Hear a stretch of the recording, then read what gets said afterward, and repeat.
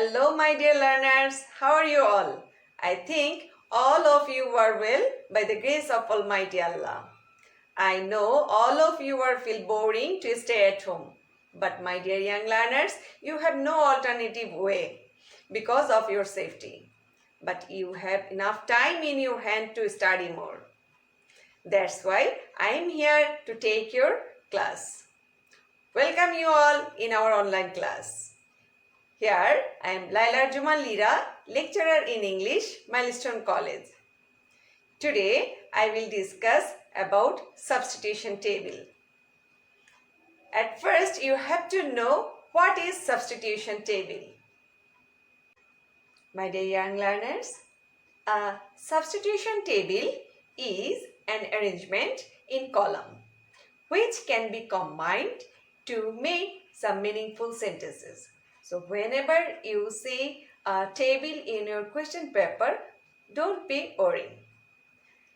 If you want to make some meaningful sentences, at first you need to know some rules or some techniques how you can make that sentences. Here I am showing some rules and techniques to make a meaningful sentence. সুপ্রিয় শিক্ষার্থীবৃন্দ, এখন আমি তোমাদেরকে দেখাবো কিভাবে substitution table থেকে একটি meaningful sentence তৈরি করা যায়। একটা মিনিংফুল সেন্টেন্স তৈরি করতে হলে তোমাদেরকে কিছু গুরুত্বপূর্ণ জিনিস সম্পর্কে জানতে হবে। কারণ একটি সেন্টেন্স তৈরি করতে লাগে সাবজেক্ট এবং ভার্ব, এবং সাবজেক্ট তৈরি করতে লাগে নাম্বার, জেন্ডার আর পারসন। যদি আমরা এই তিনটে বিষয় সম্পর্কে ভালো ধারণা না থাকে তাহলে আমরা সাবজেক্ট ধরতে পারবো না। এবং সাবজেক্টের পর আমাদের যেটি গুরুত্বপূর্ণ একটা অংশ থাকে ভার্ব। এই ভার্বটি ঠিকভাবে ব্যবহার করতে হলে আমাদেরকে টেন্স সম্পর্কে জানতে হবে। তাই প্রথমেই আমাদেরকে number, gender, person, subject, tense এবং ভার্ব সম্পর্কে জানতে হবে, এবং পরবর্তীতে আমাদের সাবজেক্ট এবং ভার্ব এগ্রিমেন্ট সম্পর্কে জানতে হবে। তার মানে যদি আমরা এই গুরুত্বপূর্ণ টপিকসগুলো সম্পর্কে না জানি, না শিখি, তাহলে আমরা মিনিংফুল সেন্টেন্স তৈরি করতে পারবো না। এরপর আমি তোমাদেরকে দেখাবো কিভাবে কিছু মিনিংফুল সেন্টেন্স তৈরি করা যায় ফ্রম সাবস্টিটিউশন টেবিল। সেই টেকনিকগুলো আমরা তুলে ধরার চেষ্টা করব। সুপ্রিয় শিক্ষার্থীবৃন্দ, এখন আমি তোমাদেরকে দেখাবো একটি সেন্টেন্স তৈরি করতে হলে কি কি জিনিস লাগবে। একটি সাবস্টিটিউশন টেবিলের প্রথম অংশেই দেওয়া থাকে সাবজেক্ট, দ্বিতীয় অংশে দেওয়া থাকে ভার্ব, এবং তৃতীয় অংশে দেওয়া থাকে অবজেক্ট অথবা এক্সটেনশন। তাহলে সাবস্টিটিউশন টেবিল থেকে যখন আমরা কোনো মিনিংফুল সেন্টেন্স তৈরি করতে যাই, আমাদেরকে এই তিনটা টপিক সম্পর্কে ভালোভাবে জানতে হবে। যদি আমরা সাবজেক্টের সাথে প্রপার ভার্ব ইউজ করতে না পারি এবং অবজেক্ট ঠিকভাবে না দিতে পারি, তাহলে আমরা মিনিংফুল সেন্টেন্স তৈরি করতে পারবো না, এবং সাবস্টিটিউশন টেবিল থেকে আমাদের প্রপার যে মিনিংফুল সেন্টেন্সগুলো আমরা আশা করি সেগুলো পাবো না। তাই প্রথমে আমাদেরকে এই তিনটে জিনিস সম্পর্কে ভালোভাবে জানতে হবে। পরবর্তীতে আমি তোমাদেরকে দেখাবো সেন্টেন্স কিভাবে তৈরি করা যায়, সেই রুলসগুলো নিয়ে আমরা আলোচনা করব। সুপ্রিয় শিক্ষার্থীবৃন্দ, আমার প্রথম নিয়মটি হলো সাবজেক্ট প্লাস ভার্ব। এখানে উদাহরণ হিসেবে আমি লিখেছি the girl dances. The girl is subject and dances is verb. এখানে আমার কিছু বলার কথা হলো, যদি subject first person, second person এবং প্লোরাল হয়, সেক্ষেত্রে ভার্বের শুধু মূল ফর্মটি হবে, কোনো এস বা ইয়ে যোগ হবে না যদি ভার্বটি প্রেজেন্ট টেন্সে থাকে। কিন্তু যদি সাবজেক্ট থার্ড পারসন সিঙ্গুলার নাম্বারে হয়, তখন অবশ্যই ভার্বের সাথে এস বা ইয়ে যোগ করতে হবে প্রেজেন্ট টেন্সে। কিন্তু সেন্টেন্সটি যদি পাস্ট টেন্সে থাকে বা ফিউচার টেন্সে থাকে, তখন এস বা ইএস লেখার দরকার হবে না। সেক্ষেত্রে পাস্ট টেন্সের জন্য শুধু ভার্বের পাস্ট ফর্ম এবং ফিউচার টেন্সের জন্য শ্যাল বা উইল ইউজ করতে হবে। এভাবে শুধুমাত্র সাবজেক্ট এবং ভার্ব দিয়ে একটি মিনিংফুল সেন্টেন্স তৈরি করা যায়। পরবর্তীতে আমরা আরেকটি নিয়ম শিখব। আমরা দ্বিতীয় নিয়মটি দেখব, subject plus verb plus object. উদাহরণ হিসেবে আমি নিয়েছি আই কমপ্লিটেড মাই স্টাডি। এখানে আই সাবজেক্ট, কমপ্লিটেড ভার্ব এবং মাই স্টাডি অবজেক্ট। তাহলে এভাবে আমরা সাবজেক্ট ভার্ব অবজেক্ট দিয়েও সেন্টেন্স তৈরি করতে পারি। আমরা অবজেক্ট কিভাবে পাবো? যদি ভার্বকে আমরা কোয়েশ্চেন করি, কি বা কাকে দিয়ে কোয়েশ্চেন করি, তাহলে যে অ্যান্সারটি পাবো সেটি হবে অবজেক্ট। যেমন এখানে যদি আমরা প্রশ্ন করি আমি কি কমপ্লিট করেছিলাম, সেক্ষেত্রে অ্যান্সারটি হবে মাই স্টাডি। আমার স্টাডিটা কমপ্লিট করেছি, সেক্ষেত্রে মাই স্টাডিটা হলো অবজেক্ট।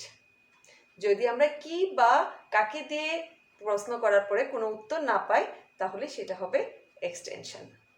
নিয়মটি হলো subject plus verb plus extension. উদাহরণ হিসেবে আমরা এখানে নিয়েছি উই গো টু কলেজ। এর উই সাবজেক্ট, গো ভার্ব এবং টু কলেজ হলো এক্সটেনশন। এখানে অবজেক্ট এবং এক্সটেনশনের মধ্যে পার্থক্য হলো, যদি আমরা ভার্বকে কি বা কাকে দিয়ে কোয়েশ্চেন করে অ্যান্সার পাই, তাহলে সেটি হবে অবজেক্ট, এবং কি বা কাকে ছাড়া বাকি যে অংশটুকুর অ্যান্সার পাবো সেটি হলো এক্সটেনশন। এখানে যদি আমরা জিজ্ঞেস করি আমরা কি যাচ্ছি, তাহলে কোনো অ্যান্সার পাবো না। কিন্তু যদি আমি কোয়েশ্চেন করি আমরা কোথায় যাচ্ছি, কোথায় যাই, সেক্ষেত্রে আমরা পাবো টু কলেজ। তার মানে কি বা কাকে দিয়ে আমরা এই অংশের উত্তর পাচ্ছি না, এই জন্য টু কলেজটা হচ্ছে এক্সটেনশন। এবং আমরা অবজেক্ট ছাড়াও শুধুমাত্র সাবজেক্ট, ভার্ব এবং এক্সটেনশন দিয়ে সেন্টেন্স তৈরি করতে পারি। শিক্ষার্থীবৃন্দ, আমার চতুর্থ নিয়মটি হলো subject plus verb plus adjective. উদাহরণ হলো ইউ লুক প্রিটি। এখানে ইউ সাবজেক্ট, লুক ভার্ব এবং প্রিটি অ্যাডজেক্টিভ। তোমাকে দেখতে কেমন লাগে সেটা বোঝাতে ডেসক্রিপশন দিতে একটি অ্যাডজেক্টিভ ওয়ার্ড ইউজ করা হচ্ছে প্রিটি। তাহলে আমরা এখান থেকে দেখতে পাচ্ছি যে একটি সাবজেক্ট তৈরি করতে যেমন সাবজেক্ট, ভার্ব, অবজেক্ট বা এক্সটেনশন দেওয়া লাগে, তেমনি ভাবে আমরা অবজেক্ট বা এক্সটেনশনের পরিবর্তে অ্যাডজেক্টিভও ব্যবহার করতে পারি। সেক্ষেত্রে আমরা subject plus verb plus adjective এই রুলসটিও মানতে পারি। সুপ্রিয় শিক্ষার্থীবৃন্দ, আমার পঞ্চম রুলটি হলো subject plus verb plus noun. এখানে উদাহরণ হিসেবে আমি লিখেছি this is a board. This হলো সাবজেক্ট, ইজ হলো ভার্ব এবং আ বোর্ড হলো নাউন। তাহলে আমরা শুধুমাত্র সাবজেক্ট এবং ভার্বের পরে অবজেক্ট বা এক্সটেনশন বা অ্যাডজেক্টিভই দিতে পারি না, আমরা নাউন দিয়েও কোনো সেন্টেন্স তৈরি করতে পারি।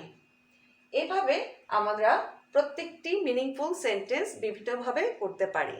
তার মানে আমরা যদি একটি মিনিংফুল সেন্টেন্স তৈরি করতে যাই, আমাদের দুইটি বিষয় সম্পর্কে খেয়াল করতে হবে। একটি হলো সাবজেক্ট আর একটি হলো প্রেডিকেট। সাবজেক্ট এবং প্রেডিকেটটা যদি আমরা ভালোভাবে বুঝতে পারি, তাহলে অবশ্যই আমরা একটি মিনিংফুল সেন্টেন্স তৈরি করতে পারবো। তাহলে পরবর্তীতে আমি তোমাদেরকে একটি সাবস্টিটিউশন টেবিল থেকে কিভাবে 5টি মিনিংফুল সেন্টেন্স তৈরি করা যায় তা দেখাবো। সুপ্রিয় শিক্ষার্থীবৃন্দ, এখন আমি তোমাদেরকে একটি সাবস্টিটিউশন টেবিল করে দেখাবো।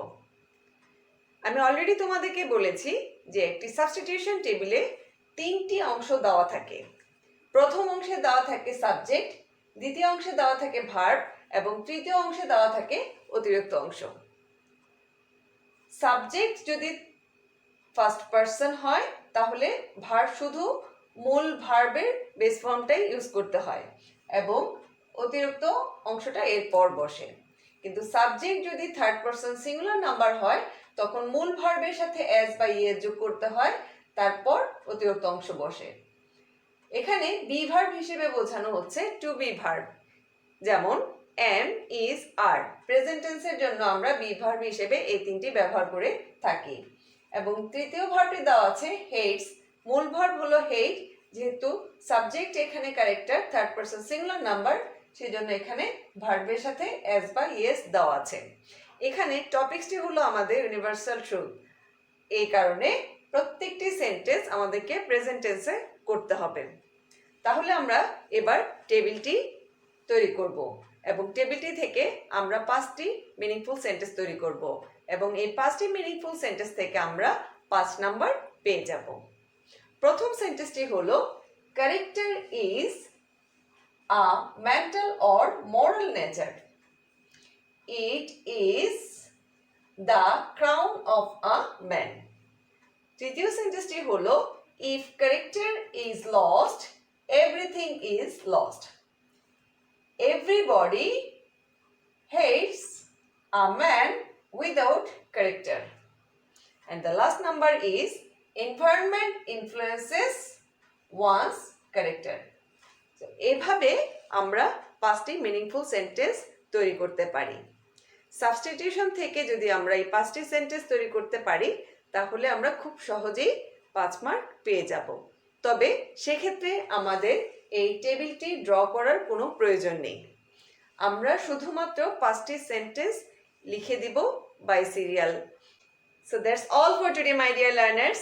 I think all of you have understood my lesson.